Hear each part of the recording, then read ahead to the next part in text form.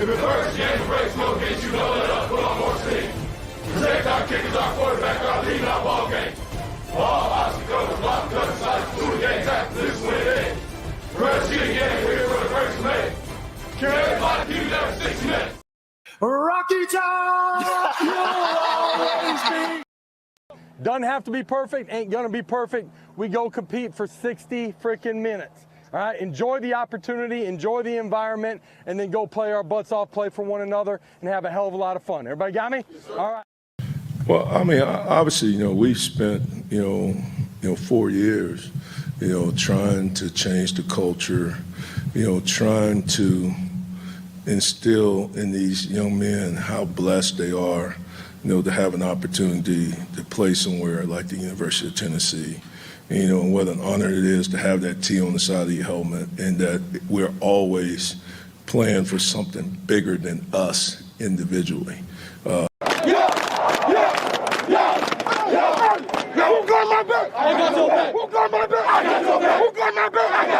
We play for another. We fight for another. Every fight, every play, every round. Hey, Tennessee on 2. 1, 2. Tennessee. Ball, that team ready. Ball, that team ready. Ball, that team ready.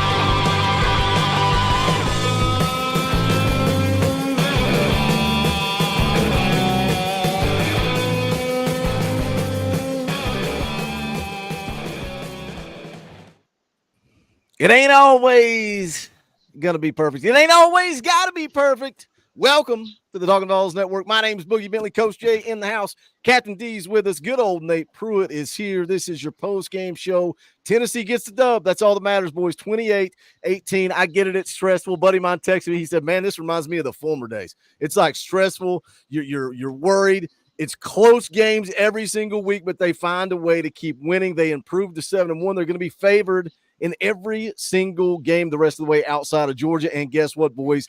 Georgia is beatable. We saw this offense start to click tonight. Yeah, was it perfect? No. How many drop passes did we have? 3 missed field goals. You got so much stuff to clean up. But guess what? This team, week in, week out, they show up and they find a way to go win. Come on in, pull up a chair, smash the thumbs up, share out the link, let people know we're live.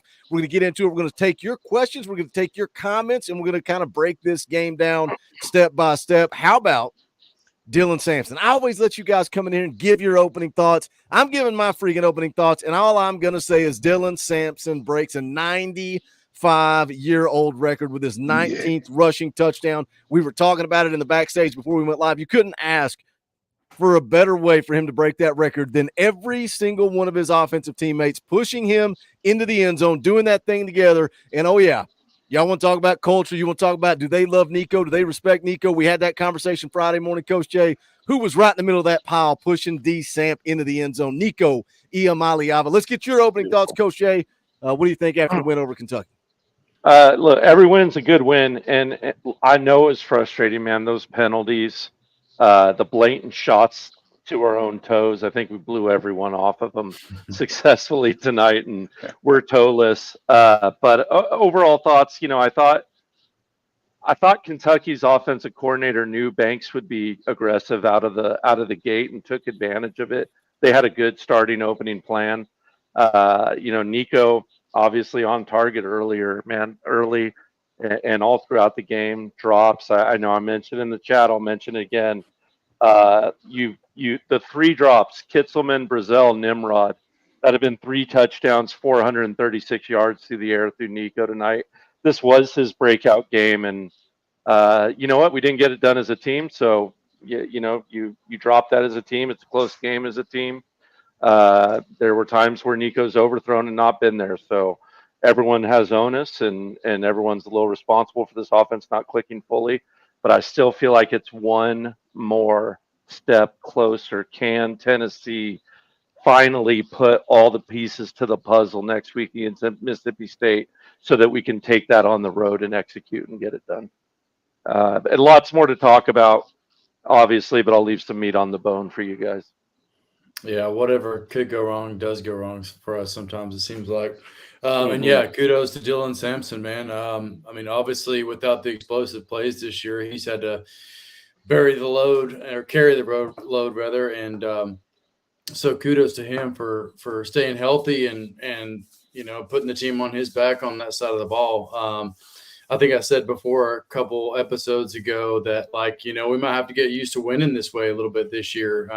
Like you said, it's getting closer, and you can kind of see the light at the end of the tunnel. But until it happens, it may not be as pretty as we like. But another gutted out type win that we needed. Nobody ever wants to lose Kentucky. All of us are. Well, I don't know about all of us, but I know at least Boogie and I. We're allergic to that kind of thing. It never happened too much growing up. That's right. Me too. So we don't want to start any bad trends of that. So left a lot of points out there, but there's a lot to game, and I'll pass it on to you, brother. Man, we did leave a lot of points on the field, but like I said, we'll get to that in a minute. Not once, not twice, not just 3 times, but 4th time of learning how to finish and win a football game. It was ugly.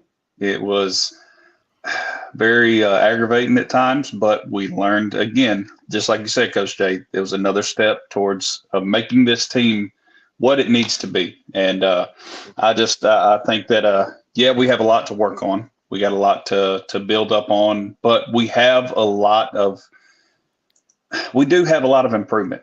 Sometimes it's hard to see, it's hard to see sometimes, but if in reality, if we would step back from our emotionalism and getting too excited as Vol fans, you can see that there is good things coming for this team. So that's my opening statements on that. Let me catch up with you guys in the chat, get your opening statements, and we'll kind of break into this and talk. I want to start with the offense.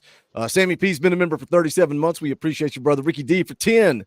Congratulations, D Samp. You earned that GBO. Corey Smith for 2 says Nico stats without drops would be wild. I thought Coach Jay, you said in the back room, probably his breakout game, definitely his breakout SEC game, right? That's something we've heard kind of been talked about a lot. Paul Lindsay for 10. Coach is conjuring up the defense of General Robert Reese Nealand. It's a proven fact, consistent through 4 games. Do not show the cards. Do what it takes to win. John Watts for 5 says Dorothy. We appreciate that, John. Evan Counts for 5. D-Samp put a happy tear in my eyes in his post-game interview.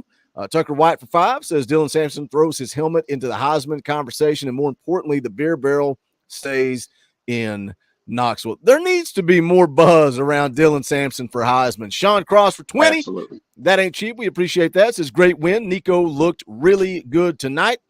Landon also drops a 20 spot. We appreciate that. He says the only thing Mincy busted in the mouth was the wrapper off a cheeseburger on the sideline. GBO and play the clip. I don't typically play the Orange Boy clip on post-game shows because people yell at me because it comes in so much, but we'll do it for both of you guys. Rocky Top! And then Stevie J. Stevie J is a man of his word. He rolled in here early in the season, and he said, Boogie, I'm giving you a hundo for every win. He has given me a hundo for every win. We'll play the clip for you, Stevie J. Money isn't everything. It's the only thing. And everyone has a price for the $1 Million Man. Thank you, Stevie J. Says another win in the books. Go Vols. That's the top donation of the night. Also the top donation of the month. It is a new month, so we got a new leaderboard. So shout out Stevie J. We're going to leave that hundo on the screen for just a little bit. Let's talk about the offense and the offensive woes. And I think the four of us agree. I think we all kind of pretty much said it, but it's kind of been the same thing we've been saying for the last few weeks. Oh, I can see it. It's right there at the tip of our fingers. This offense is there. It's there. And, somebody hit me on Twitter and said, the play calling's off. I'm like, what game are you watching? Like, the plays are there to be made. You have to execute. Coach Jay, Dylan Sampson gets sent to the bench after the fumble. I popped in halftime because I'm a lunatic, and I don't know why I did it, because it's always a nightmare in here at halftime. It's something. I'll tell you that much. And I saw what you said about a punishment. He bounced back strong after that punishment. Good punishment. That's what you believed it was.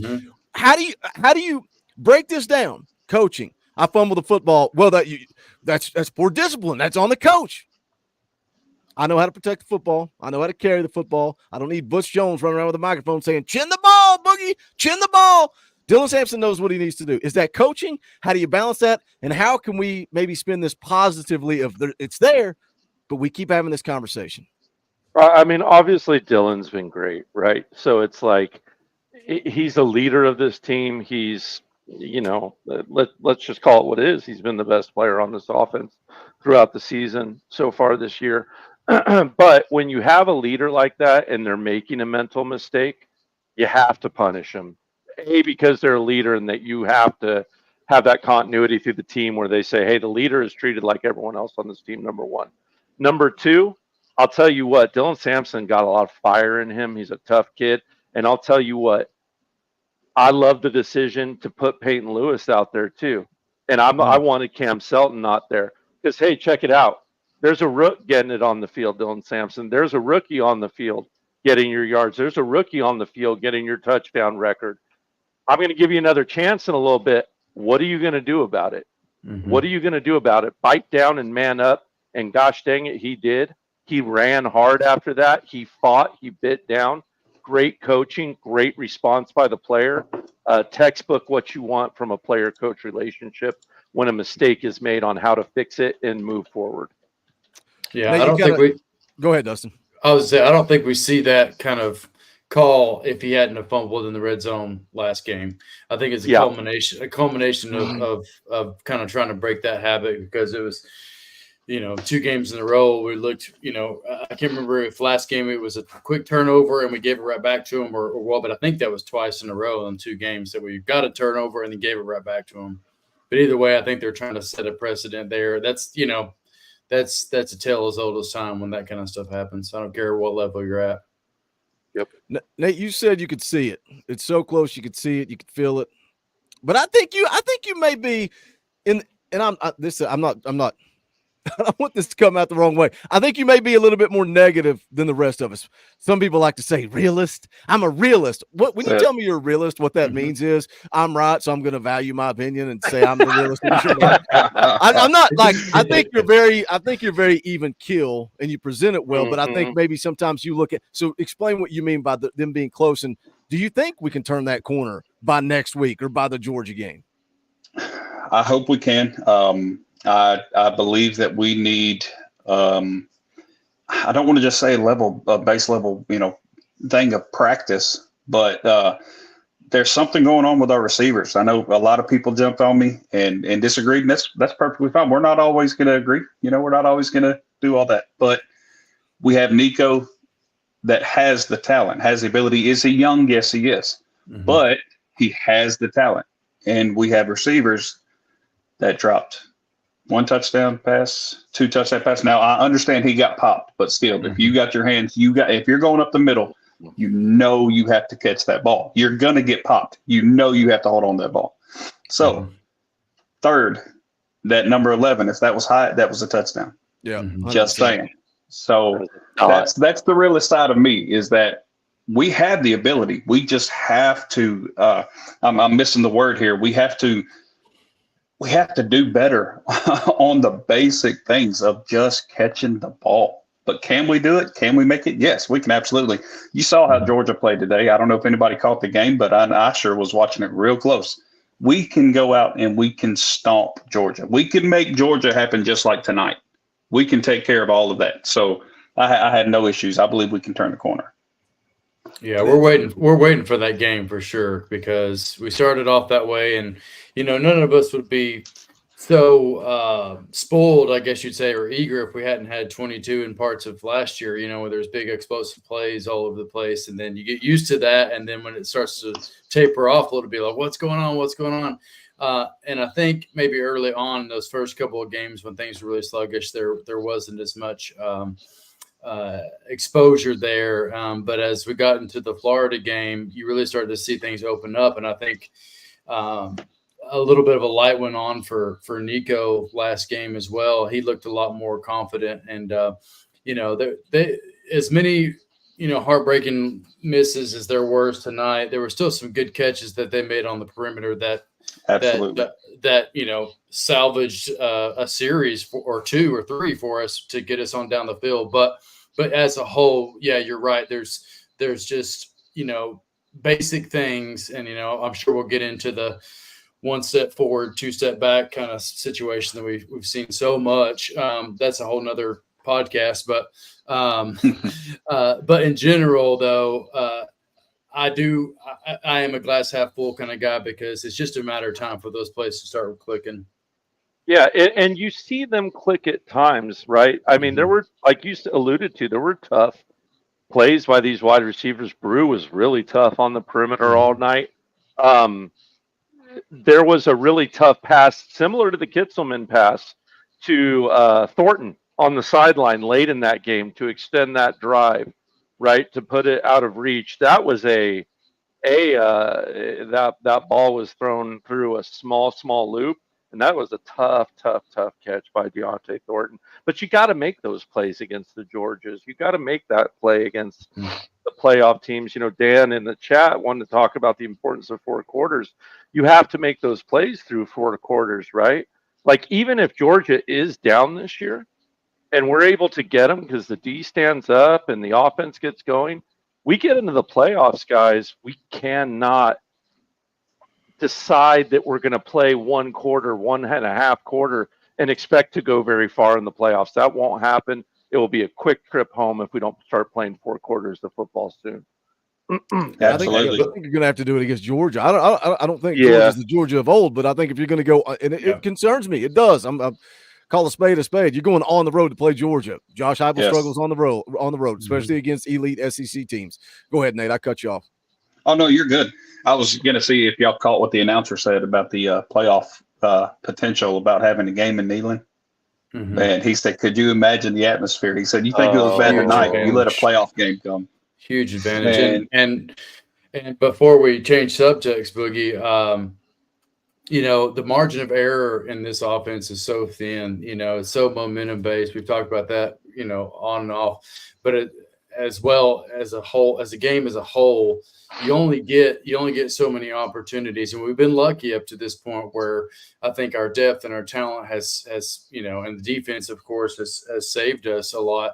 But as we get into tougher competition, whether that's Georgia on down line or even Vanderbilt or into the playoffs, that margin of error gets razor thin.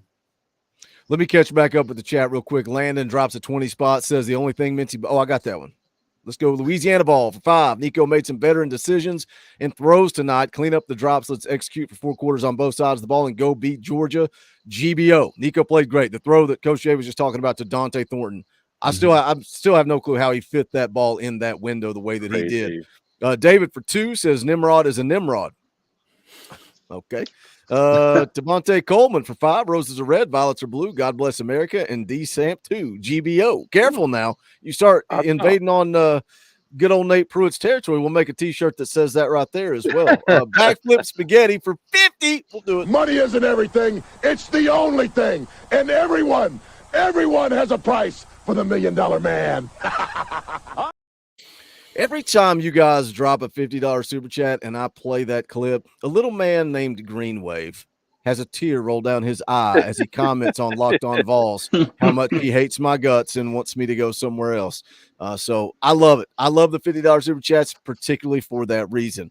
Backflip spaghetti for 50. That is very generous. I'm having good fun. That is very generous, and I appreciate it. For my Negavol behavior, GBO, can we start like a swear jar? And if you come into the chat and you blast somebody, you got to drop that 50 spot when you come in for the post game. And you got to, it's kind of like Sunday mornings. A lot of time after Tennessee Saturday night, Sunday morning, I go up to the altar. I ask the good Lord above to forgive me because I say things that I shouldn't during the course of a football game. So maybe we need to bring the swear jar out. But thank you, Backflip Spaghetti.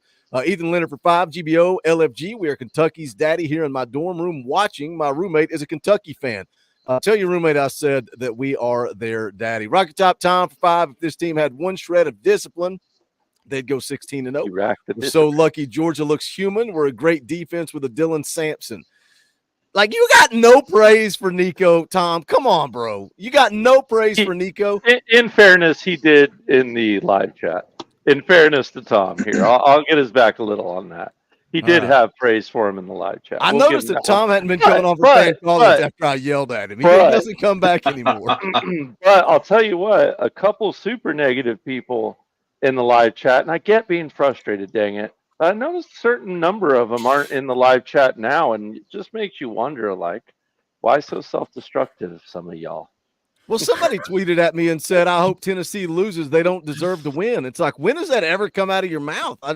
I get being emotional. I get being emotional and reacting. That's part of being a fan. I do it here. I just try to keep it off of social media sometimes.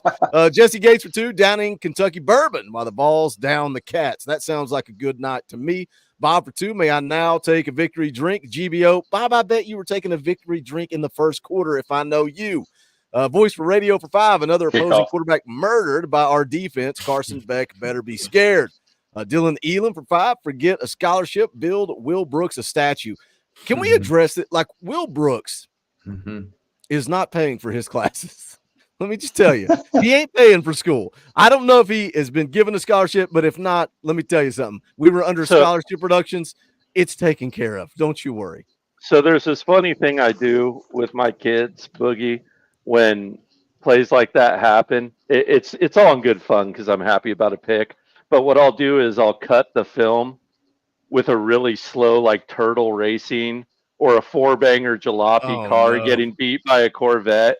And then the whole defense will start making fun of the linebacker or whoever for being a 4-banger and being slow. Kind of tradition with old Coach Jay in the film room. So I hope the defense loves the crap out of Will, but I also hope they give him a little crap for getting caught there. Oh, you know they're going to give him crap. And by the way, he was a bobbled pick in the first quarter away from me repping a Will Brooks jersey. Yep. I was like, oh no, this is happening. This is really happening. Dude, come on. Everybody in this chat, everybody on this panel is excited for Will Brooks. David for 5 says, even with the drops that left points on the field, if you hit those 3 field goals, it's a blowout. This D is elite.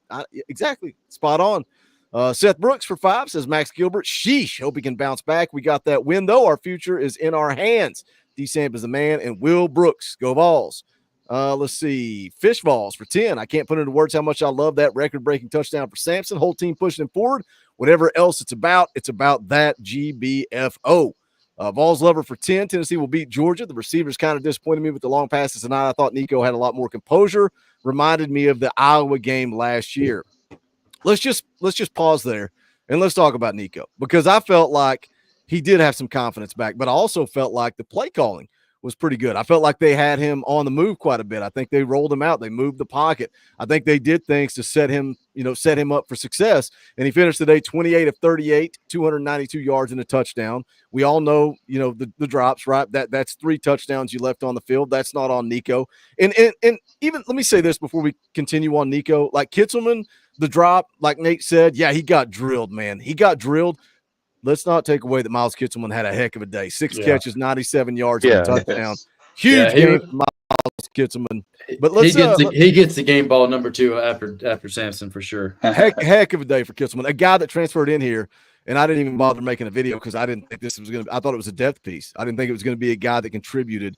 But Nico, again, 28-38, 292 yards, a touchdown. Coach Jay in the breakdown, the game day breakdown yesterday, he nailed it. He said Kentucky's going to come out. They're going to play a lot. They're going to drop a lot of guys back. They played cover 4. He said Nico's going to have to recognize that, and he's going to have to take what they give him. And then when the shots are there, take them. And I feel like that describes exactly what happened in Nico's game today. And I think he was patient. I think he looked guys off. I think he checked down when he needed to check down. And I thought it was one of the best games Nico's played.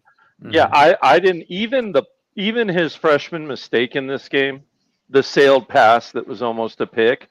It wasn't a bad read. The read was fine. The read was there. The read was open. He just sailed it because he was worried about getting whacked, right? Mm-hmm. So that's just one of those things where he's going to have to learn to bite down in that situation, right? Just bite down a little harder on that mouthpiece, accept the hit and throw it off. But yeah, I felt good about Nico from the beginning, man. When he was warming up, put Ole Miss J on blast. She was upset that Nico's hair wasn't tied up. She was like, "What the hell? He's not ready." But then I watched him warming up, and I watched him warm up a couple of games now. Nico was throwing lasers when he was warming up. He was throwing like when a backup pitcher or a pitcher in the bullpen is just throwing gas, and you're like, "Oh man, I can hear that glove popping." You know they're about to come out and throw darts. I felt really good about Nico after watching him warm up. I thought he came out sharp. What he was like, he would have been 9 for 10, but we had that illegal hands to the face penalty, and then it was like shooting themselves in the foot. But yeah, man, Nico, I thought he was great. I thought he was fantastic. I thought he showed growth tonight. I didn't think he forced anything. I thought he took what was in front of them, and I thought he hit his big shots when we were there. We just didn't catch him. So that's a tough one, but it is what it is, man. Yeah, I liked his pocket presence for the most part and was able to kind of get out. He only had 1 sack, I think, tonight. Is that right? I think he had 2. Yeah, hung in a little too long on the pass that was almost a strip. Was able to take back control of that ball. Ultimately did feel the pressure, so that's great. Yeah, I think that's that internal thing a little quicker. Yeah, that's what I was about to say. It felt like he was feeling the pressure a little bit quicker and able to kind of elude out of there. And then, I don't know, Coach Jay, how many called runs for them, but I liked seeing him pull it at least a couple of times. I think that number can still go up to just make us a little bit more versatile there on offense. I didn't think there was one. I don't think there was one, Dustin. One called quarterback run in this game. He pulled one late. It was late. Which Yeah. was a little disappointing because it was there. Yeah. They were not respecting the pull at all. They knew he wasn't running. They knew. 100%. Yeah. I think that's still a wrinkle that we need to add. I don't know the rhyme or reason if they're just trying to save him or if he was maybe a little bit dinged up from the last game. But, yeah, overall, I think growth is the right word. It seems like he's just – things are starting to click a little bit better. Was it a night and day improvements? Maybe not, but it looked a lot more seamless pushing the ball down the field, Nate. Yeah, I kind of worry a little bit. You're talking about the whole running issue with Nico.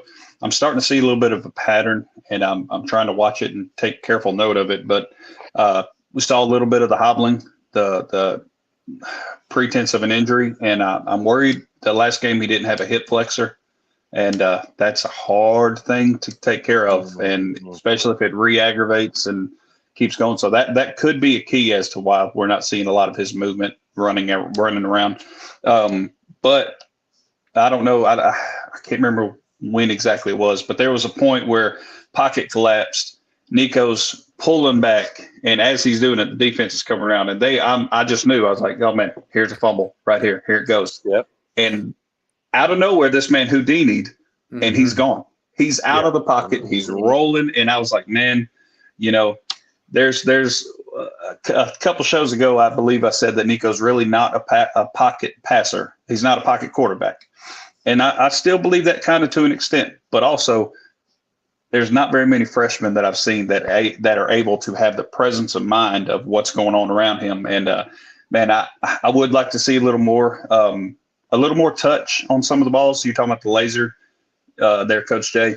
There's some of the passes that I have seen that they are rockets, and sometimes that can be a little hard to catch. I'd like to see a little more touch on it, but all in all, man, I have nothing really to say negative about Nico, man. He's doing great. If it doesn't happen this year, man, just wait till next year. It's going to be ridiculous. Yeah, he'll keep getting better. Real quick, let's just do a complete 180 here. And I realized there were big moments in this game for the defense, but was this the defense's worst performance this game? It was. It was. Okay. I kind of wanted everyone. Okay. Yeah, it seemed like, I know at one point they were averaging 10 yards a play early in the game. Obviously, I think that dwindled down, but I felt like on first down, it was like they were running for 10 to 8 yards every play on first down, which isn't very common for our defense. I thought Boo Carter looked lost in this game, and I don't think that's ever happened to him. It's the first time I've ever seen it happen with him. Obviously, he still looks great when he blitzes. It plays through the whistle, and that's awesome. But I thought he looked a little lost in coverage. I thought Jermon McCoy was fine. I know a lot of people were talking, but I thought McCoy was fine. I just thought he had some tough catches made over him, and that's going to happen. The touchdown he gave up, what he wanted to do. He was like in perfect coverage. Turned, looked for the ball, got his hand up. Yeah, he was right there. He was right there just a split second with the hand over the head. Didn't quite deflect the pass in time. Coach Jay, do you have any notes on the first play of the game? Because when I look at rushing yards, Kentucky ran for 168 yards. They averaged 4.5 yards per carry. But that first play of the game, Wilcox goes for 50.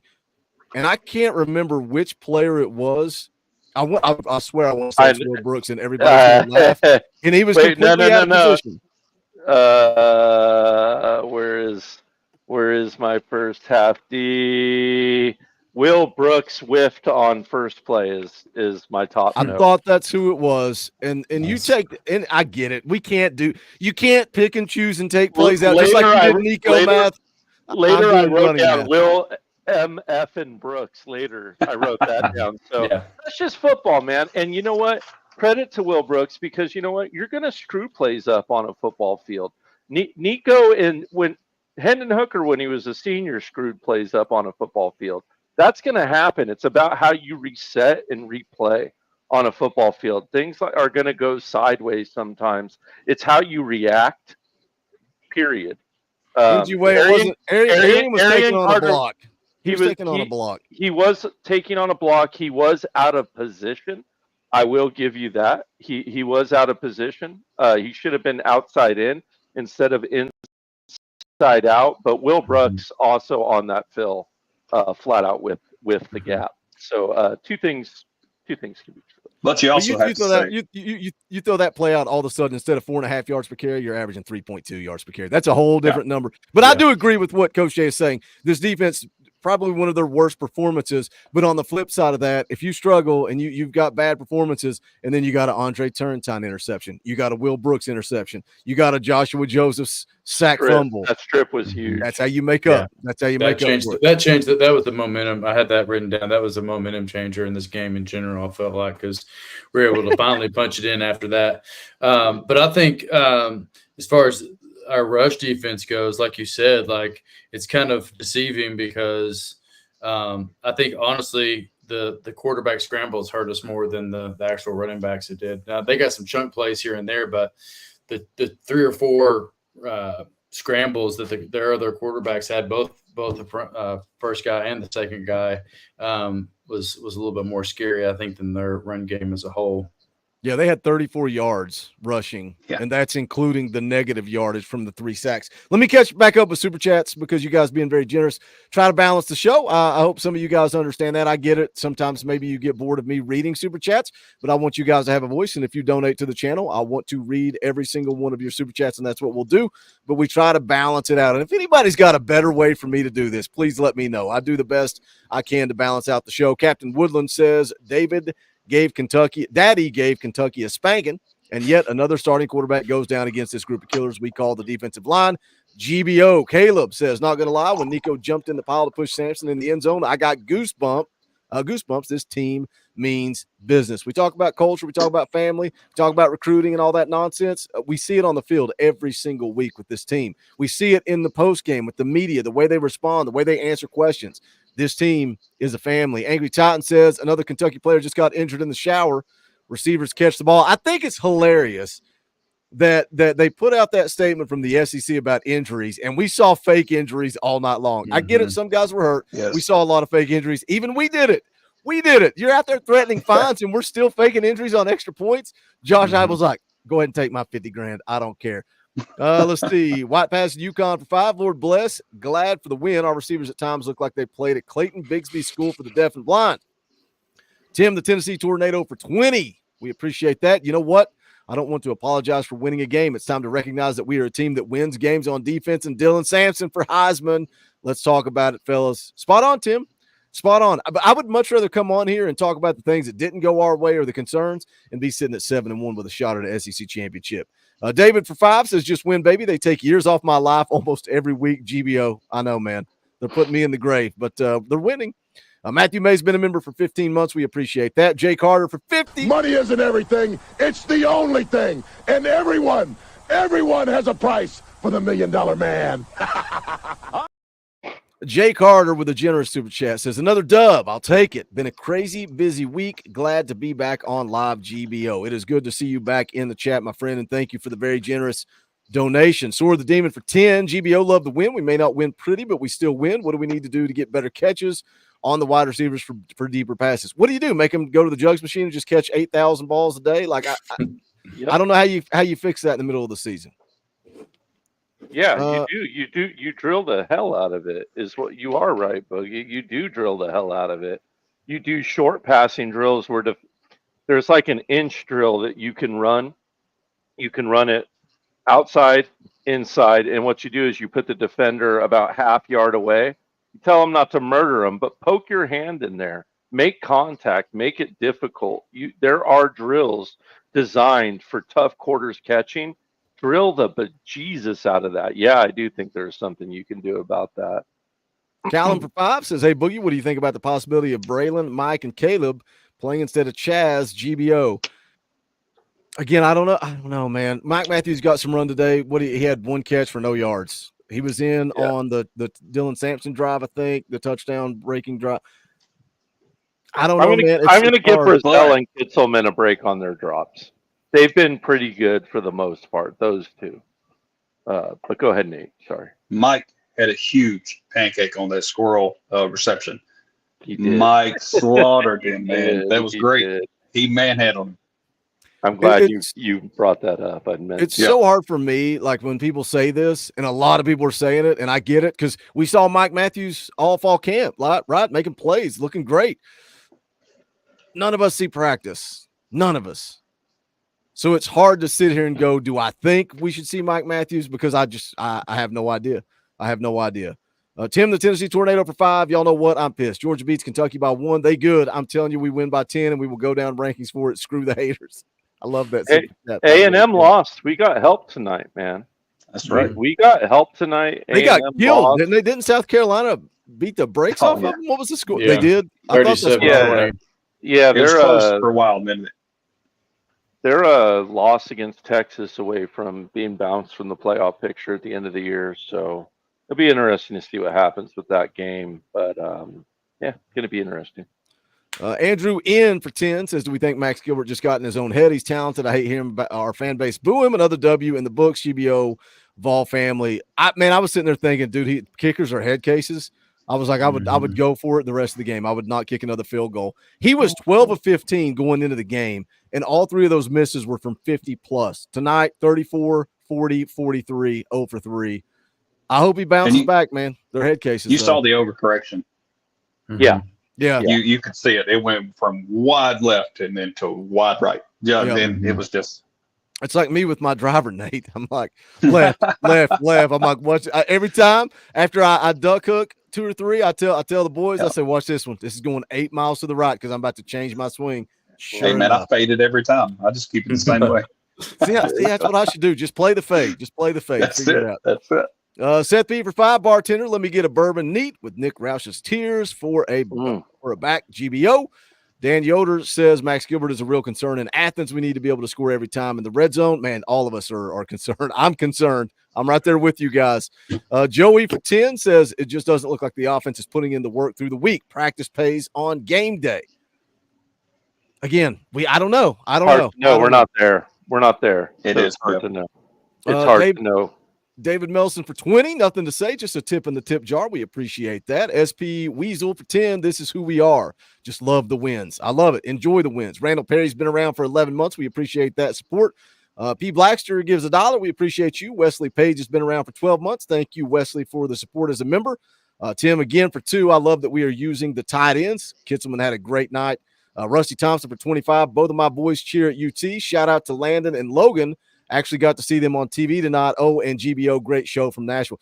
Rusty, I don't know if you know the big old dude that's a cheerleader at Tennessee, but I was showing my daughter clips of him. Dude, this dude, he's massive. He's a big old dude. Two girls, one girl in each hand over his head. Just a freaking man. I'm like, get that guy on the offensive line. But my daughter is a high school cheerleader, Rusty. So she's all about watching the cheerleaders. Let's see. Nathaniel for 5 says receivers are dodging balls like they are at a ditty. Nebulin for 10. Nico played lights out. Just need the receivers. See, I'm toast now. I'm toast. I appreciate that. Now just need the receivers to do the same. O-line wasn't bad either. We are so close to having it all together, man. GBO. Chandler Matthews drops a 50. Money isn't everything. It's the only thing. And everyone has a price for the $1 million man. Chandler for 50 says more history being made tonight. Congrats to Dylan Sampson going down as a Vol. Great. Keep it rolling. What does that mean? Effing Vols, probably. Probably. Dylan Sampson, Dustin, you've not been on for a couple of weeks because you've had stuff going on. Like some of the conversation we have throughout the course of the week is about running backs, particularly when we talk about, recruiting and Josh Heupel's not signed that elite recruit at running back and it's 3-star U and all this stuff. How elite do you think? I'm setting you up for an impossible answer. Like Jalen Wright, obviously had a great career at Tennessee. Now we're seeing Dylan Sampson make history. Do you think Josh Heupel needs an elite back, or do you think good running backs are becoming elite because of Josh Heupel's system? I don't know if it's because of the system or just the development. It just seems like those running backs that you mentioned kind of get into that second or third year, then like something finally clicks. It was, Jalen Wright, and then before that it was Jamar Small, and maybe we didn't get all of Small's potential that we wanted, but I think there is a light bulb moment, or at least attention to detail, and okay, I'm here to actually I'm taking the reins now. I have to step up my my homework. And so that's what I've seen. That's the trend that I've seen in the last couple of years. Do we want somebody that's, highly ranked out of the gate? Sure. But I think with this system, it allows, multiple backs to get reps, to develop, especially, in the off season before they're kind of taking the reins, if that makes sense. That's just what I've seen. You guys have any thoughts on that? The reason I say it is just, look, we're looking for a light box, and that sets up success. If you get into the correct play call, sets up success for your offensive lineman, for your running back. Yeah, I think I do want to see elite running backs here. I think people are becoming elite in the system. I know there's an elite running back in this coming up class that is very serious about Tennessee, and I think that could be special for us. I know the kid that's committed to the Trojans is interesting coming over, although he's more of a sleeper in the class. But that's a kid with a lot of home run potential. Oh, by the way, he was there tonight and saw Dylan Sampson break that record. So that kid is a dang good football player with a lot of electricity in his feet. So I do think we're going to get a lot more attention from elite backs. I mean, you look at what our running backs have done the last 2 years. Why wouldn't you want to come here? I know that sentence has been uttered about playing wide receiver at Tennessee, but it certainly should be being uttered about the running backs right now. Because, man, why wouldn't you want to come in a play system where you get to run against a light box, where teams think you're a pass-heavy team? I'd want to come play in that. Who doesn't want to come run behind David Sanders anyway? Yeah, that's what I was just about to say. It's like there's still this facade out there that we're just like, a spread offense that just throws at every play for some reason, even though we've broken records the last 2 or 3 or 4 years. And I'll toss this up to anybody that might know, but like, are there more or less responsibilities in this system for the running back? I would have to say, in my opinion, Coach Jay would know more, but I would say there's probably more responsibility for the running back, especially in consideration with our O-line, with the blocking, with every, all that. There's a little more question of where you pick up, where you don't, and then on top of that, the run game, you're also under the stress of, I hate to say it, but the line, and it's kind of give and take on a lot of that situation.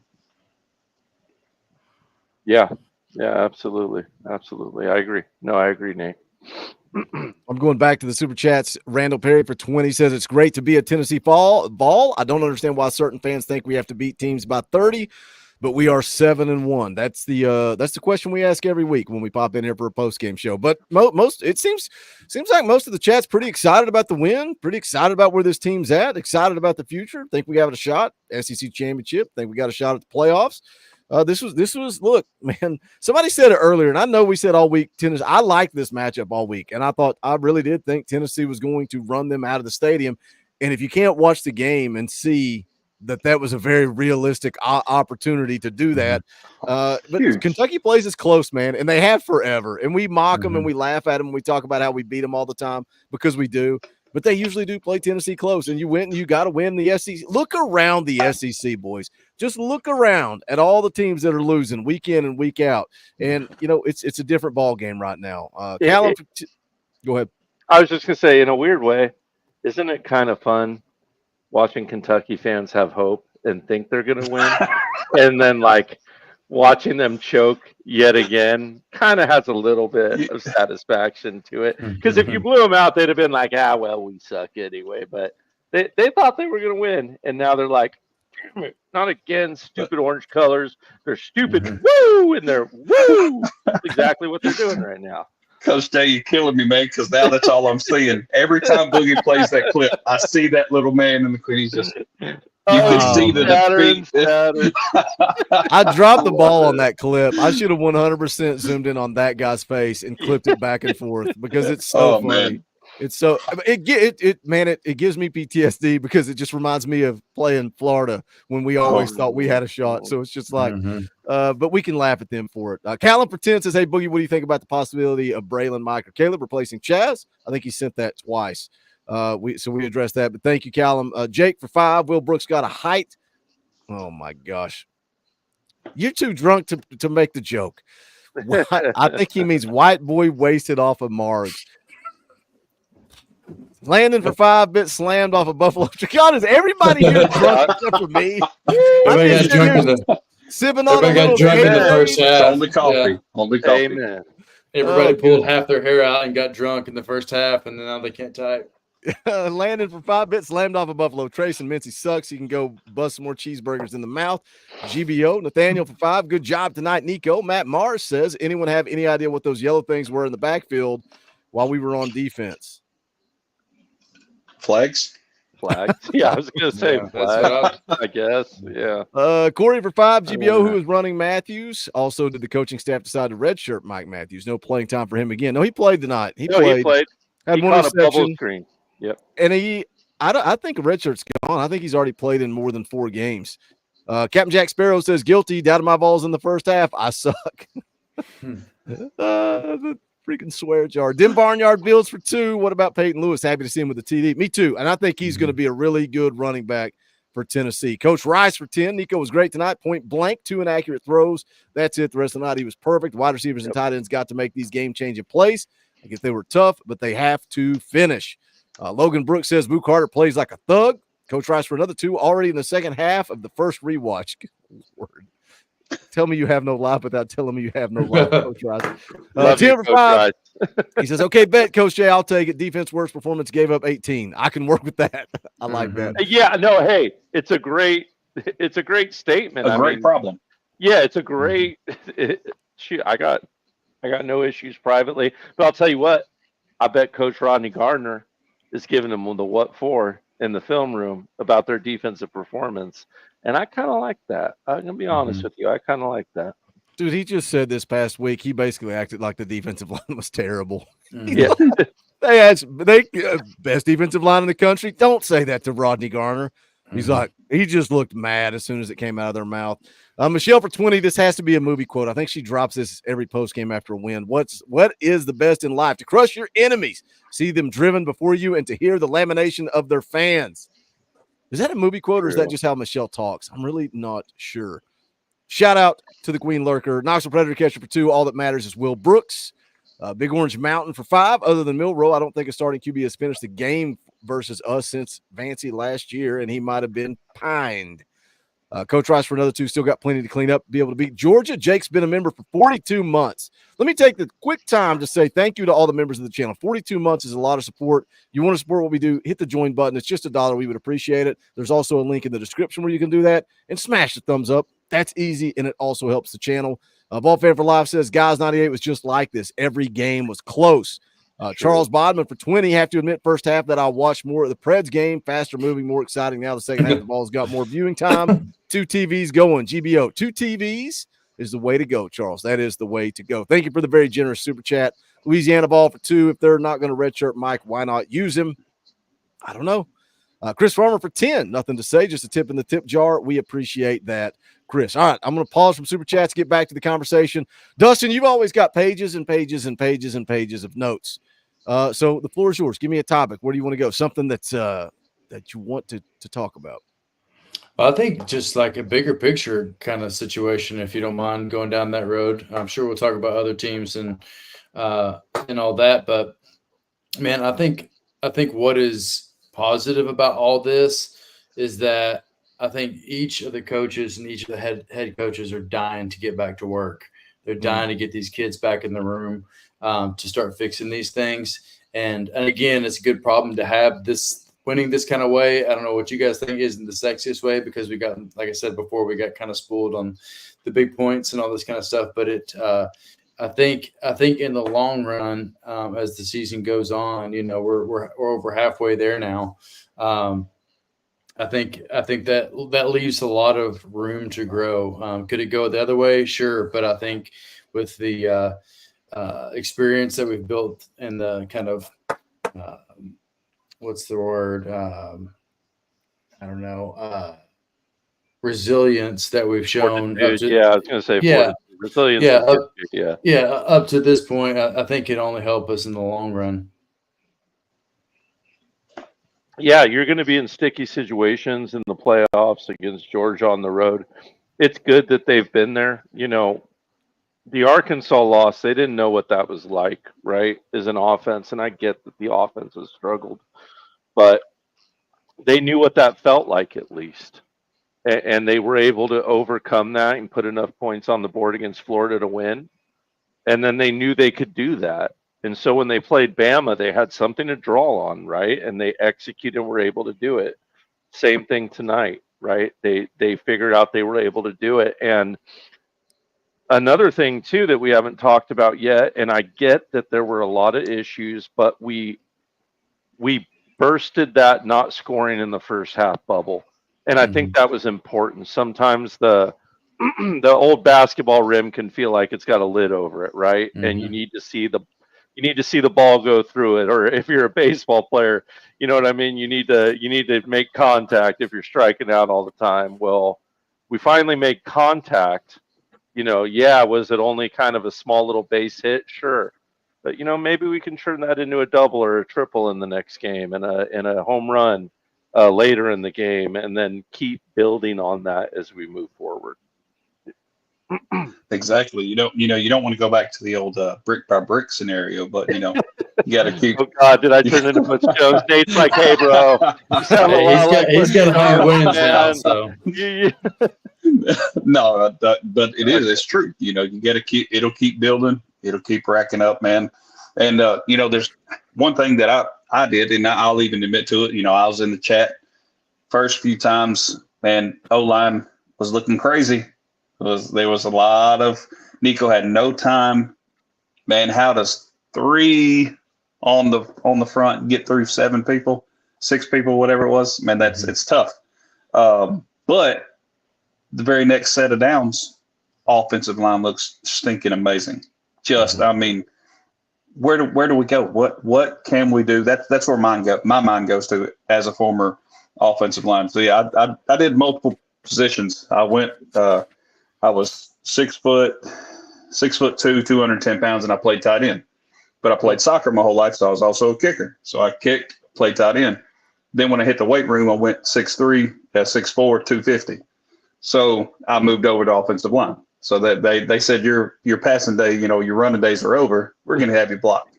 And so in my mind, I focus on those 3 parts right there.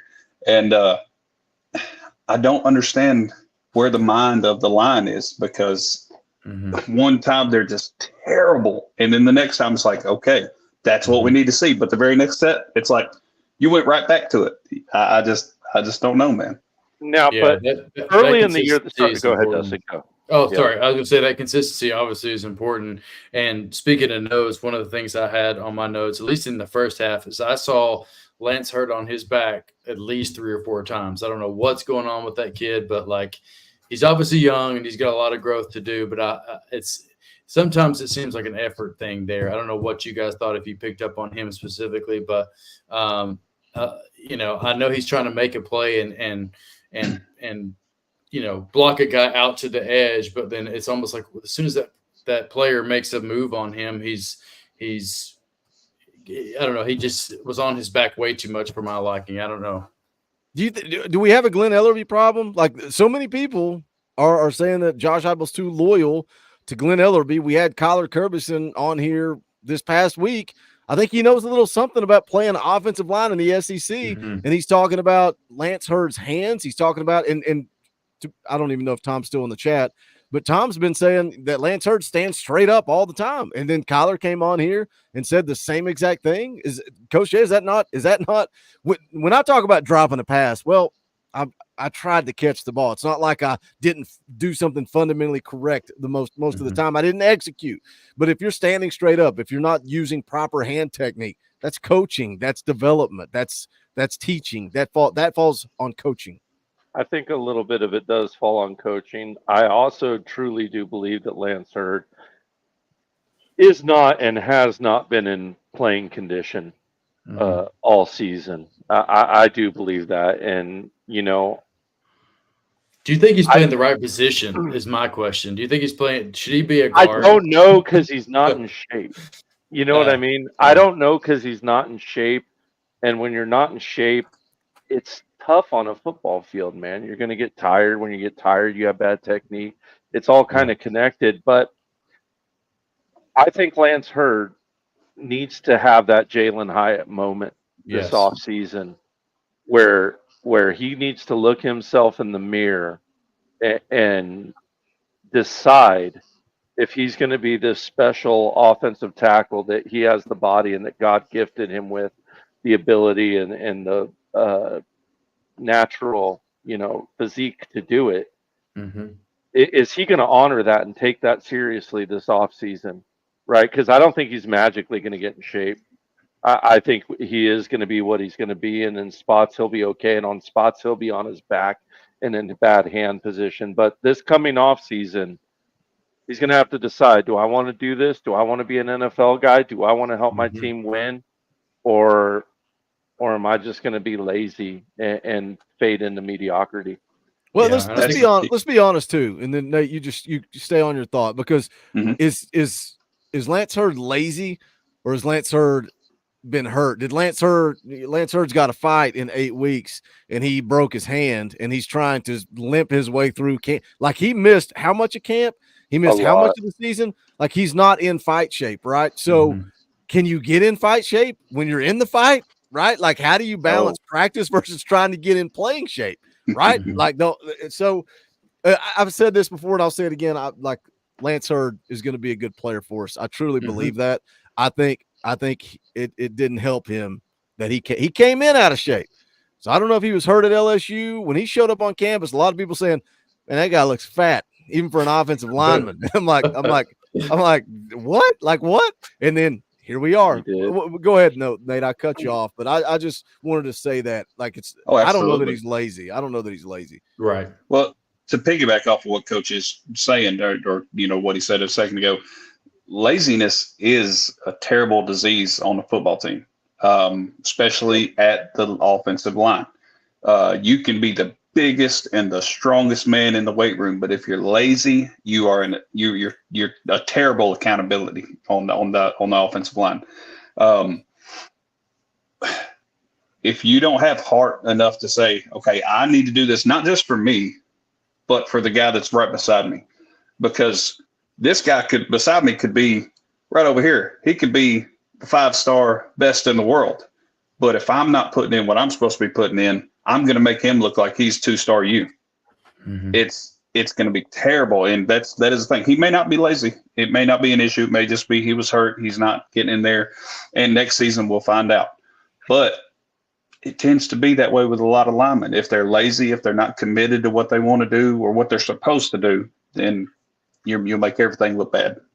And obviously red flags go up based off the rumors from the Arkansas game, right? That's red flags. And he's still young, and maybe it's a maturity thing too.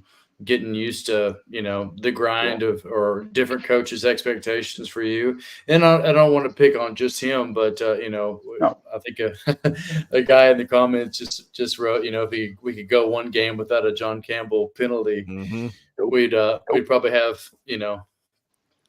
Campbell's my one. Tens of more points every game because he, bless his heart, he always just seems to do it at the worst possible time. It's not just the holding penalties, but like right when we're in the red zone, getting momentum, and then he'll pull one. Yeah, let's blame him for the missed field goals, right? Because the very first drive, his holding call is what made that end up being a 43-yard field goal. Yes. So maybe he's to blame for our kicker being a head case now. Let's put that on John Campbell. With John Campbell too, I don't know. Like Kaner has said this before, and I don't know where it comes from or what he doesn't practice all the time because he's so hurt. He's so injured. He's banged up all the time. And that's why you don't see him go through a full game. You'll see Dane Davis come in and spell him. I don't know if it's knee problems that he's dealing with, but again, if you can't train for the fight, how you going to do in the fight? Yeah. Right? Not well. Well, the similar thing, I don't want to change subjects too much. We can stay on the subject, but it's similar to like with Squirrel White. They finally had to say, okay, you're hurt. Like coaches have to make those calls at the end of the day. It's like, it's hard because that you want to put your best athletes out there and put the ones out there to give you most chance to win. But at the same time, at the cost of jeopardizing the whole team, you've got to make those decisions and start rotating other people. I think Dane got a couple of series in there, but it's all over the place. I wonder how much better the offensive line would be if Dane Davis was at right tackle and John Campbell was at left tackle. I wonder if that would matter. I felt like John Campbell, and somebody brought this up maybe this week, last week. So somebody in a fan call-in show said, would we be better off if John Campbell had never moved to right tackle? I don't know. I thought that was interesting. I think Dane Davis looks good at times, but I also think, what Dustin said about having to take Squirrel out of the game for his own sake, for the team's sake. Maybe the coaches know that Lance Hurd and Campbell are the best options, and they're better at 75% than whoever's behind them, Larry Johnson or whoever else, at 100%. Yeah, and I think guys like Bennett Warren are going to be great, but he's a true freshman. Yeah, sure. He's a true freshman, so it's not, it's not fair to expect that from him, and I like that the coaches aren't putting him in that kind of conflict at this point in his career, because I think that kid could be great. I really do. I think biding your time, even though it may be hard, in developing some of these young O-linemen is going to pay dividends. I think we do have good ones. I think Sham is going to be great. I think Satterwhite's going to be great. I think Bennett Warren's going to be great. Obviously, we'll see how quickly David Sanders can be along. He's a special talent. He's a kid like Trey Smith who has got a chance to play early, but it's the type of thing where we can't expect him to either. We have to let him come here and get to that point organically. So we'll see. Will be interesting to see this offseason what all happens, what kind of buy-in we get from Herd, what kind of action happens in the transfer portal. I know this O-line will be a point of emphasis, and we'll have our eye on it this coming offseason, no doubt. Huge Yeah. point of And emphasis. I think- Let me catch up with the last couple of super chats here. Timothy McGee for 5. LOL. Do you think they was listening to us because they were calling plays like we've been talking about? Good game. I feel like they've been doing that the last few weeks, but some people just didn't see it. I think sometimes people just want to complain about play calling. I feel like they have been, but I will agree, Timothy, I felt like they did move the pocket more than they have, but we've seen them start to do it, and Nico's had success, and they did it a lot more tonight. Tyler Maxwell for 2. GBO, take a win when you can get it. Love y'all. Appreciate you, Tyler. Christian's been a member for 12 months. Shout out, Christian. We appreciate you. P. Blackster with another good one. Mark Stoops eats corn the long way. Dylan Elam for 5. Got to update the Kentucky clip. Mark Stoops is now 2-10 versus UT all time. Still too many. Thanks, Butch and Pruitt. Caleb becomes a member of the channel. Shout out, Caleb. We appreciate that. If you don't have a power T beside your name, fix it. Hit that join button. We would appreciate it. It helps keep the lights on around here. I truly mean that. If it wasn't for the support, and if you're a member of the channel, think about keeping that membership throughout the offseason. Even if you don't follow recruiting, it does help the channel. We try to do some fun streams throughout the course of the offseason. Obviously, I keep playing video games on Tuesday night. Me, Coach Jay, Coach Rice, we do a lot of recruiting live streams. We do some film breakdown stuff with those guys. Anytime there's news popping off, we try to jump on and do a live stream and hang out. And maybe this offseason, we'll do some fan call-in shows. We also do watch parties. We'll watch some Tennessee baseball, basketball, all that good stuff. Swore the Demon has been a member for 19 months. Been a fun ride. Also, did you see the illusion they made for defenses holding opponents under 20? The illusion. What word does he mean to use there? I don't know. The word he means to Record, use? the record maybe, like how many of the Somebody was talking about that on the tailgate show. Like he alluded to. I alluded. don't know. Yeah. I got nothing. Yeah. On the tailgate show, it goes a while back, and they're now 7-1 and haven't given up 20 points. But I don't know what the record is. Tim, the Tennessee Tornado for another 5 question. Do y'all think the committee will keep a 10-2 Tennessee team out? Our best win would be Bama, and the Arkansas loss would be considered bad. Tim, this is what I think. I think Tennessee's going to go beat Georgia. I'm not going to sit here and worry about 2 losses till we have 2 losses. Everything is still in front of us. Let's go take care of business. Let the chips fall where they may. And look, you control your own destiny. You beat Georgia, you win out, you're going. That's it. Big Trey for 2 says, stay loyal, folks. Big Trey out. Go Balls. Thank you, Big Trey. Go ahead, Coach. You were going to say something. I was just going to say, I get where that question's coming from, but I agree with Boogie. Win out, man, because as a Tennessee Volunteer fan, does anyone feel good about leaving crap to the national media and the voters and just the general attitude that it Miss J, Yeah, we know how that's going to go. God bless her. Like I've totally indoctrinated her. She's a huge UT fan. But at least once a week she looks at me and she's like, why do people hate us? Why do the refs hate us? Why does such and such hate us? Whoever it may be, this pundit or that ref or some other pundit. And I'm like, I wish I knew, man. I wish I knew, because gosh dang it, I love Tennessee. Yeah, Nate, you got to leave it up to no doubt, right? I mean, at this point, there's so many variables still left to come up. Who knows what's going to happen each given week? But again, it comes down to if we can play our best at Georgia, I hope and pray that everything clicks at the Georgia game and we just light a fire. But we can't turn around 2 weeks later and lose to Vanderbilt. That's what we cannot do. Because I think I preached that on this channel more than anything. And it was just like the Arkansas game. It's like, I hate when we lose to teams we shouldn't lose to. That's plagued us for so long. And so, we got to you got to take care of business each week, no matter how pretty or ugly it is. Yeah. And, we've talked a lot about miscues and things that we did as a team tonight. But one thing we didn't really discuss, Boogie over speaking about the first play, the 50-yard run. when you watch the slow-mo on that, Kentucky did everything they were supposed to do blocking wise on mechanically. They owned it. And I don't want to say that, we shouldn't have been out of position. We shouldn't have done all those things, but we also have to give credit, honor where honor is due. They had the game plan and it showed, but we were the better team tonight. And when we go against Georgia, we have to be the better team. You have to be. Have to be. Yeah. Yeah, a good run play should always mean that your running back has one guy to beat, right? One safety to beat. And that's what happened in that play. Yeah, Arians shaded wrong, but would he have gotten sealed either way? Who knows? Maybe, because they sure executed, like Nate said, the rest of that play well. The double team was beautiful. It was, and I'm not going to harp too much on Will. Like I said, why? Because I said it, and somebody Will Arian Carter. Yeah. I mean, we could just be total jerks and piss everyone off and be like, he should have caught that interception too in the end zone. Should have done it. Like, what the heck? Why is he dropping the football? What an absolute idiot. Jacoby Thomas wouldn't have dropped that ball. Who's number one, by the way? Is that Ricky Gibson? Yeah, Ricky Gibson. I got it written down right here. Yeah, he didn't have a very good game, I didn't think. At least in the first half. There was a few times where I kind of thought he kind of dodged some tackles and just kind of let some other players do the work. I don't know what was going on with him, but he didn't seem as on top of things as normal. I don't know. He had the one well-defended pass in the end zone, but other than that, he looked a little off. Yeah, no doubt. That's literally same thing I have right here. Yep. Yeah.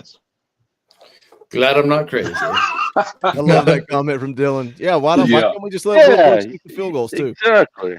Wayne's been a member for 38 months. Appreciate you, Wayne. Raiden Roach becomes a member of the channel. We appreciate that support. Thank you for that. We are all caught up on super chats, member chats, everything in between. Coach Jay, final thoughts on Tennessee's 28-18 win over Kentucky. Another one in the book, man. Every win is a great win. I thought there were really, really good positive steps out of Nico. And, everyone wanted to see that. We needed to see that growth out of our young quarterback, right? If we were going to keep marching forward and continuing on in this playoff thing, we need better quarterback play. We got that tonight. Next week, I said it earlier, we have to put all the pieces to the puzzle. There's no excuse not to do that against Mississippi State. Like you like to say, Boogie, confidence, whatever you want to call it, momentum, you need to gain that in this next game. It is hugely important that this team, when they go on the road, feels that they can go out there and execute and score points on the road. They're not going to do that if we have another game where we're not clicking, right? Then it's going to turn into a rock fight and a knife fight. And I'd rather go out there, put Georgia on their butt, go up big like Bama did in the first half, and let our defense get it done in the second half. Absolutely. That's what I'd like to see happen. But we need some momentum to get there. We got part of that momentum today. Let's complete the pieces to the puzzle next week. If we do that, the sky's the limit. We control our destiny. This team is not there yet. Keep growing, keep fighting, keep getting better. This team shows a lot of fight. They've shown the ability to, when they not play good, to bite down. They've shown a lot of heart pushing Sampson into the end zone for his record-breaking touchdown. There's great things about this football team. Clean up the crap, and we're dancing. Nate, final thoughts. Man, not to go back into harping, but we got to do better. We got to catch the passes. We can't keep having people doubting Nico. He's got everything we need, and we just have to have the ability and like 3 could be touchdowns. You're looking at 3 missed field goals. We're looking at tonight should have been 58-18. That's what the score should have been. So if we can make the should have been become what is, man, there's not a team. I'm not just gonna. I'm gonna skip Georgia. I'm gonna go on. I looked at the projected ranking they have for us now. They said that we might go against, or according to the AP poll, we might go against Notre Dame, and then after that, the winner would play Oregon. Oregon, yeah. I'm going past Georgia. If we play to the potential that we're supposed to be at, man, there's no team that can stop us. That's my final thoughts for this game. I agree. We cannot overlook Mississippi State. We got to take care of our business and put those pieces together that we've been missing. And you've got, hundreds of people on this channel, complaining about all these details that aren't going away. But I know the number one person that's disappointed and ready to get back to work is Josh Heupel. He wants to see this potential come to fruition more than anybody else. And I think we've said it the last couple of weeks, we're getting close. But I think tonight was even a more clear example of what is blatantly left out there. It's a catch here, it's a penalty there, blah, blah, blah. Those things have to get shaved off, and we got to just execute and move on down the road, because we still got all the potential in the world ahead of us.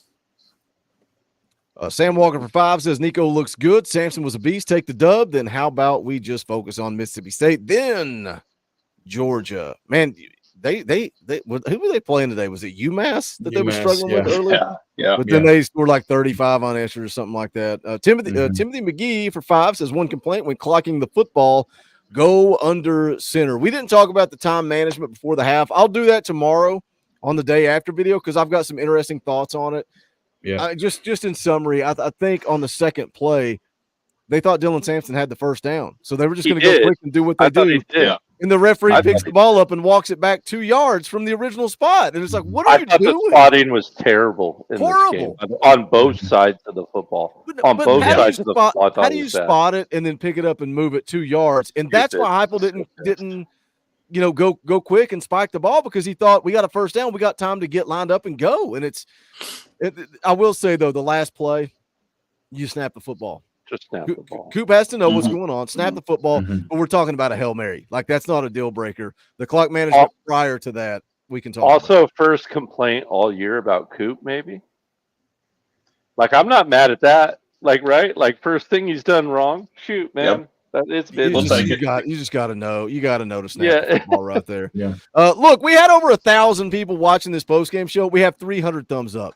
If you could do one thing, it takes you 2 seconds to hit the thumbs up. And I know you probably think, oh, Boogie's an idiot. What's he talking about? It doesn't matter. It does matter. For every percentage of thumbs up you get, it recommends the video to other people. That's how this channel continues to grow, and we continue to build this community. You can also go check out the Talkin VAWLS merch. We got brand new merch. Good old Nate Pruitt's repping some of it. We got this State Pride 2.0 shirt. It's got the TriStar with the state outline. I really like that shirt. And then the Nate Pruitt special, his catchphrase, God bless and go Vols. We put it on a shirt. We're selling that thing. You can get it bonfire.com/store/Talkin VAWLS. If you can't remember that link, if you can't remember how to join the channel, if you're like Coach Jay, you can just click the description down below. It's got the link for the shirt. It's got the link to join the channel. Any link you want. If you want to follow Coach Jay on Twitter so you can tweet at him about Nico, you can do that. Yeah. All those are in the description below as well. We got rivalry shirts for Georgia, Florida, Kentucky. I mean, if you want to, fourth quarter, time's running down. I look down, I got an email notification. Somebody's buying a Kentucky's Daddy shirt late in the fourth quarter. That's what I'm here for. It's all there. Bonfire.com/store/Talkin VAWLS. Again, smash the thumbs up on the way out the door. Day after video coming bright and early tomorrow morning. And then we'll do the fan call-in show tomorrow night, 7 p.m. Eastern time. You guys get to come on and hang out and voice your opinions. Always a good time on Sunday nights. Monday morning, Kaner will be back in the house. Tuesday night, video game night. Wednesday, Talkin VAWLS live. The band will be back together. Dauber and the X Factor should be back in the house. But that is going to do it for this one. We appreciate you guys. Enjoy the dubs. We're 7-1. The season is more than halfway over. Everything's still in front of us. For Coach Jay, for Captain D, for good old Nate Pruitt, my name's Boogie Bentley. This is the Talkin VAWLS Network. Go Big Orange.